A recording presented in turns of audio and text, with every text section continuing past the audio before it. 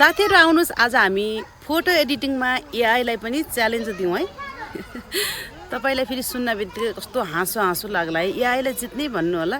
एउटा च्यालेन्ज त गर्न सकिन्छ नि त। हामी एआई जतिकै त पुग्न नसकौँला तर त्यसको तलसम्म त पुग्न सक्छौँ नि हामीले यदि मेहनत गर्यौँ भने। आउनुस् म तपाईहरुलाई सुरुमा चाहिँ केही मैले आफूले मेहनत गरेर एडिटिङ गरेका फोटोहरु यहाँ देखाउँछु।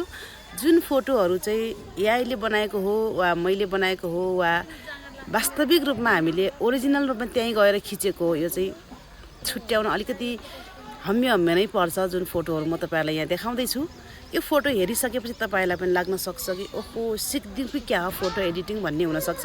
जुन हामीले सामान्य हाम्रै मोबाइलबाट सामान्य एक दुईवटा एप्लिकेसन प्रयोग गरेर सजिलैसँग फोटोहरु बनाउन सक्छौं। र अर्को कुरा फेरि हामीले फोटो खिच्ने भनेको चाहिँ कोठाभित्रै बसेर हुन्छ नि त। प्राय जसो कोठाभित्र बसेर फोटोहरु खिच्दाखेरि ब्याकग्राउन्डमा देखिने अनावश्यक भद्दा सामानहरुले गर्दाखेरि फोटोलाई एकदमै बोरिङ बनाइरहेको हुन्छ। जुन फोटो हामीले चाहिँ पोस्ट गर्नको लागि पोस्ट त गर्नु नै पर्यो, तैपनि फेरि कस्तो मन लागिरहेको हुँदैन। त्यस्ता फोटोहरुलाई हामीले आज एडिट गर्छौं र ब्याकग्राउन्डमा एकदम गजबका सिनहरु हामी हाल्छौं। जुन सिनहरु एकदमै ओरिजिनल हुनेछन् र हामीले चाहिँ यो फोटो एडिट गरेको हो वा वास्तविक हो भनेर कसैले हामीलाई चिन्दा पनि चिन्ने छैनन् है त। आउनुस् म तपाईहरुलाई सिधै मोबाइलको स्क्रिनमा लैजान्छु। त्यसको लागि तपाईले सर्वप्रथम एउटा एप्लिकेसन डाउनलोड गर्नुपर्ने हुन्छ जसको नाम रहेको छ इन्सर्ट एप्लिकेसन। यहाँ देख्न सक्नुहुन्छ यो रहेको छ इन्सर्ट। यसलाई सबभन्दा सुरुमा प्ले स्टोरबाट डाउनलोड गर्नुहोस्। त्यसपछि यसलाई ओपन गर्नुहोस्। त्यसपछि यहाँ फोटो देख्न सक्नुहुन्छ बीचमा छ, यसमा क्लिक गर्नुहोस् फोटोमा। अब यहाँ न्यूमा क्लिक गर्नुहोस्। अब न्यूमा क्लिक गरिसकेपछि यहाँबाट तपाईले आफ्नो फोटो ल्याउनु पर्ने हुन्छ। सबभन्दा सुरुमा जुन फोटोको तपाई ब्याकग्राउन्ड चेन्ज गर्न चाहनुहुन्छ, जस्तै मैले यहाँबाट यो फोटो ल्याउँदै छु।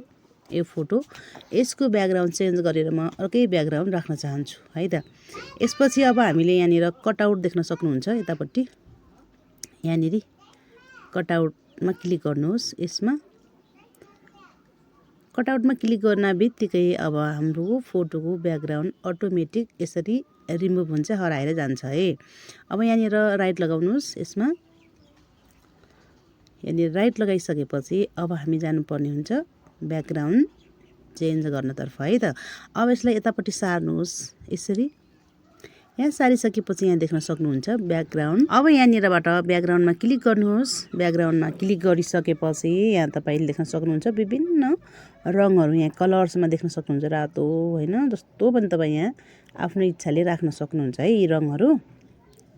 यहाँमा ट्राई गरौँ एकचोटी यसरी। यी रङहरु चाहिँ तपाई राख्न सक्नुहुन्छ। अब यी बाहेक तपाईले चाहिँ अलि फरक राख्न सक्नुहुन्छ। अलिक तल चाहिँ ग्रेडियन्ट लेखेको छ नि त यहाँनिर मिक्स कलरहरु, यी पनि तपाई राख्न सक्नुहुन्छ यसरी। तर म चाहिँ यी राख्दिन, म चाहिँ राख्छु नेचुरल अनि ओरिजिनल ब्याकग्राउन्ड है, जुन मैले पहिले नै कतैबाट ल्याएको छु। यहाँबाट क्लिक गर्नुहोस् यो फोटोमा।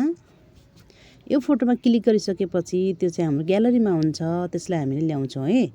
अब यहाँबाट म ल्याउँछु, जस्तै मैले यहाँ चाहिँ यो नदीको फोटो छ मेरो फोटोको पछाडिपट्टि, म नदीको फोटो राख्न चाहन्छु। तर यहाँ चाहिँ एकदमै ब्लर देखाएको छ, यहाँ चाहिँ यसरी यहाँबाट ब्लर हुन्छ।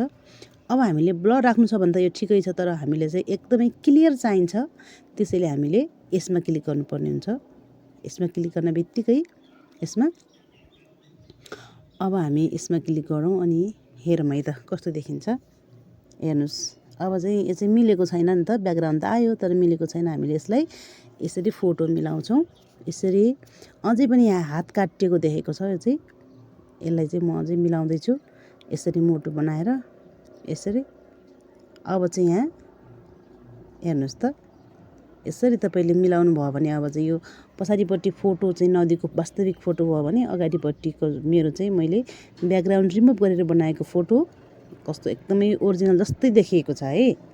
अब हामीले यहाँबाट एक्सपोर्ट गरिदिन्छौँ। एक्सपोर्ट गरेर हामीले जता पनि पोस्ट गर्न सक्छौँ है त।